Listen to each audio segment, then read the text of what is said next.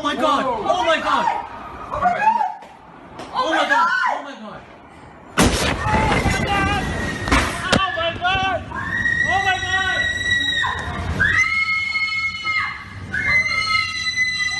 God! Get out! Get out! Get out! Get out! In a city known for its resilience, where history has often been marked by hardship and rebirth, August 4th, 2020 brought a catastrophe unlike any other. The Beirut Port Explosion is a tale of human negligence, political corruption, and incompetence, a tragic event that left a profound scar on the Lebanese people all over the world. This story reflects the inconsideration for human lives that compounded the suffering of a city already battling countless adversities. Join us as we uncover the harrowing details of the Beirut Port Explosion, a disaster that shook the world and laid bare the failures of those in power. Before we start, don't forget to like and subscribe so you don't miss any of our upcoming content.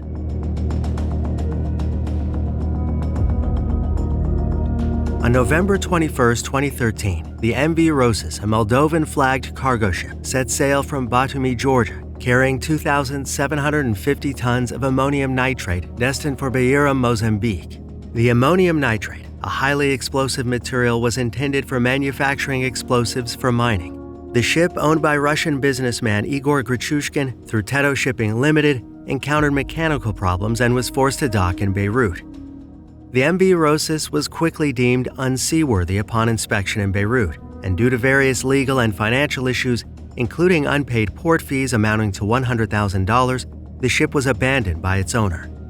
The crew was first trapped on board due to immigration restrictions, but eventually managed to return home after almost a year, leaving the dangerous cargo behind. In 2014, the ammonium nitrate was unloaded and stored in Warehouse 12 of Beirut Port following a judicial decision to prevent the ship from sinking with hazardous cargo on board.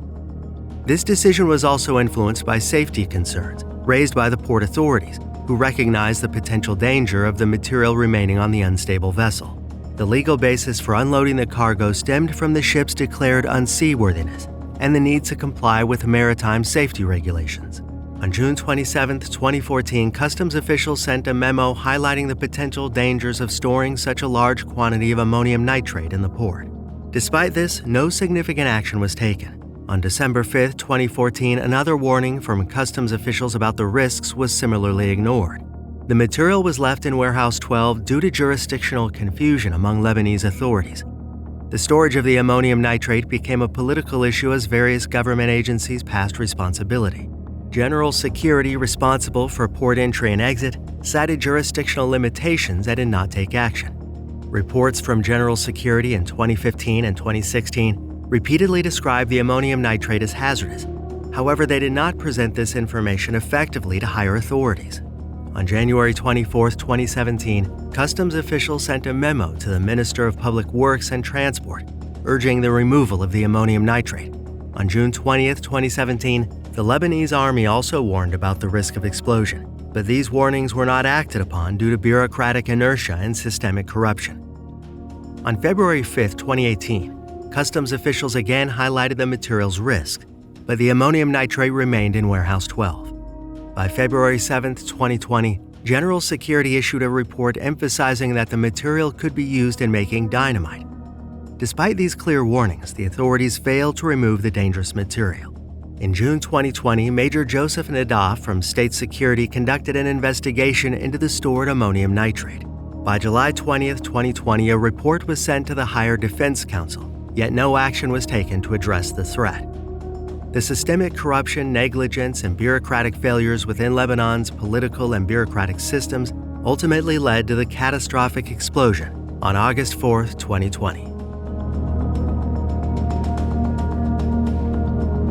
The disaster that struck Beirut on August 4, 2020 began with a fire that broke out in Warehouse 12 at the port of Beirut around 5:30 p.m. The exact cause of the fire remains unclear, though reports suggest it may have been sparked by welding work being conducted nearby, as shown in this photo taken minutes before the fire started. The flames quickly spread, fueled by other combustible material stored in the warehouse. At around 5:55 p.m., the Beirut Fire Brigade received an emergency call and dispatched a team of 10 firefighters and paramedics to the scene. Tragically, these brave first responders were not informed about the hazardous materials they were about to face. The failure to communicate the presence of 2,750 tons of ammonium nitrate stored in the warehouse meant that the firefighters were unprepared for the scale of the disaster that was about to unfold. As the fire grew, thick plumes of smoke rose from the port, visible across the city. The absence of key officials and authorities at the port during this critical time was notable, leaving the response largely uncoordinated. The situation escalated rapidly, and at around 6:08 p.m., a series of smaller explosions occurred, believed to be caused by fireworks or other materials stored alongside the ammonium nitrate. These initial blasts were loud enough to draw the attention of Beirut residents, many of whom began filming the scene. Then at 6:08 p.m., the catastrophic explosion occurred. The ammonium nitrate detonated with a force equivalent to approximately 1.2 kilotons of TNT, generating a massive shockwave that radiated across the city. The blast was so powerful that it created a seismic event, registering as a 3.3 magnitude earthquake.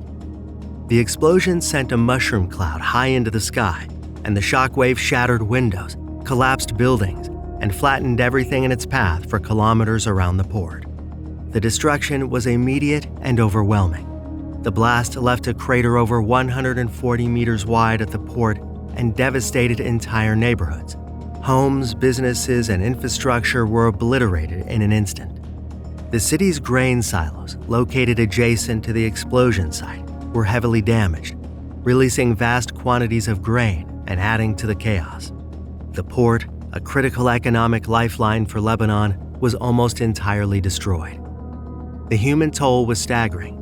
The explosion resulted in the deaths of more than 200 people and injured over 6,000. Hospitals already strained due to the ongoing COVID-19 pandemic were quickly overwhelmed by the influx of injured people. Medical staff worked tirelessly to treat the wounded, often in makeshift conditions as hospital buildings had sustained significant damage. Patients filled corridors, and some were treated on the streets outside as the sheer number of casualties exceeded the available capacity. The explosion also left around 300,000 people homeless, as buildings were reduced to rubble or rendered uninhabitable. Entire families were displaced, and many residents began a desperate search for missing loved ones. The streets were filled with the sounds of wailing sirens as ambulances, fire trucks, and civilian vehicles rushed to help. Survivors, many in shock, wandered through the ruins, trying to comprehend the scale of the destruction.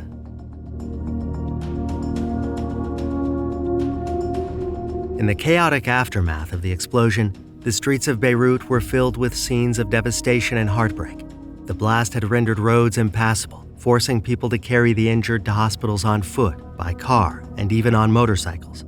The city's healthcare facilities, already strained, were overwhelmed by the sheer number of casualties.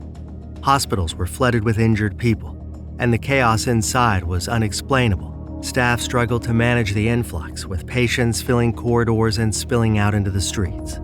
Doctors worked under dire conditions, performing surgeries without adequate supplies, as bloodied and shocked citizens crowded every available space.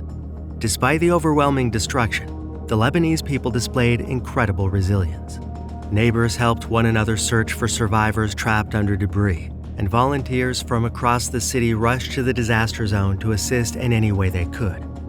Social media became a lifeline, as pleas for information about missing persons flooded platforms, with families desperate for news of their loved ones. The unity of the Lebanese people, both in Lebanon and in the diaspora, was evident as they mobilized to offer support and assistance. Anger and empathy mixed as people confronted the scale of the disaster and its preventable nature. Lebanese communities abroad organized relief efforts, sending aid and funds to help those affected. Internationally, the world responded with an outpouring of support. Countries from across the globe sent emergency aid, medical supplies, and rescue teams to assist in the relief efforts. The explosion drew attention to Lebanese's deep-seated issues, sparking a global conversation about the corruption and negligence that had led to such a tragedy. In the weeks following the explosion, the streets of Beirut were covered with shattered glass and debris. Volunteers and residents tirelessly worked to clean up the city, clearing away the remnants of destruction. The task was immense, with glass alone taking weeks to fully remove, As the city struggled to return to some semblance of normalcy, the scars of the disaster remained visible everywhere: shattered buildings, displaced families, and a community in mourning.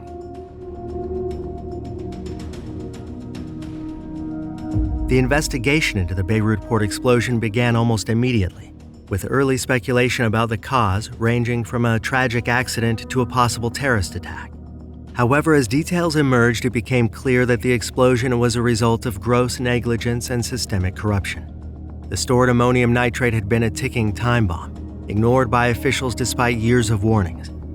The investigation revealed deep-rooted issues within Lebanon's political system, where corruption and incompetence allowed such dangerous materials to remain in the heart of the city. The legal process has been slow and fraught with challenges. Families of the victims have tirelessly sought justice, but their efforts have been hampered by a judicial system deeply entangled with political interests. Several families have faced harassment and even arrest in their pursuit of accountability. The investigation has seen some arrest, but high-ranking officials have largely avoided prosecution due to political immunity and interference. The lack of progress has only deepened the suffering of the victims' families, who continue to demand answers and justice for their loved ones. The Beirut Port Explosion has underscored the catastrophic consequences of corruption, negligence, and the failure of governance. The disaster highlighted the urgent need for accountability and reform within Lebanon's political and legal systems. It also served as a painful reminder of the importance of proper management and regulation of hazardous materials, especially in densely populated areas.